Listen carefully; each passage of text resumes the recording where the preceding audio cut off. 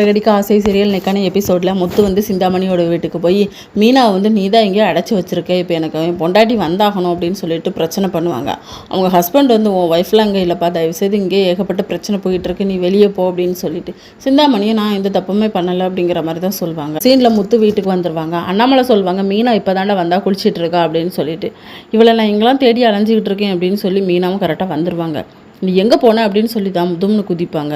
உடனே விஜயா வந்து ஊர் சுத்த போயிருக்காடா உங்ககிட்ட சொல்லாமல் வீட்டில் எந்த வேலையும் செய்யாமல் போயிட்டா அப்படின்னு சொல்லி, சரி நீங்கள் எந்த பிரச்சனை இருந்தாலும் சாப்பிட்டுட்டு பேசுங்க, காலையிலேருந்து சாப்பிடல அப்படின்னு சொல்லி அண்ணாமலை வந்து 2 பேருமே சாப்பிட சொல்லுவாங்க. இருக்கும்போது நம்ம மீனா சொல்லுவாங்க, நான் பார்வதி ஆண்டியை பார்த்துட்டு வரும்போது லட்சுமி அக்காவோட குழந்தை பெற்றுக்கிறதுக்காக இருந்தால் அங்கே யாருமே ஆம்பளை இல்லைல்ல, ஹாஸ்பிட்டலில் சேர்த்துட்டு டாக்டர்கிட்ட பேசி எல்லாமே பார்த்தது நான் தான், குழந்தையும் பிறந்துட்டு நல்ல மாதிரி பெண் குழந்தை பிறந்திருக்கு அப்படின்னு சொல்லிட்டு முத்து சொல்லுவாங்க, இல்லை சிந்தாமணிக்கு நமக்கும் பிரச்சனை நடந்துட்டு இருக்கலாம், அதனால் உன்னை எதுவும் பண்ணிடுவாங்கன்னு சொல்லி பயத்தில் தான் நான் பயந்து போயிருந்தேன் அப்படின்னு சொல்லிட்டு 2 பேரும் ஹாப்பியாக சாப்பிட்டுட்டு இருப்பாங்க.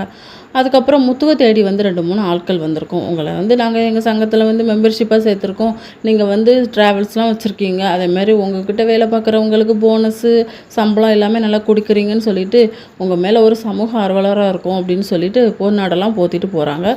இது வந்து நம்ம அண்ணாமலைக்கு பெருமையாக இருக்குது, விஜயகிட்ட சொல்லிகிட்டு இருக்காங்க. இதோட இன்னைக்கான எபிசோட் முடியுது.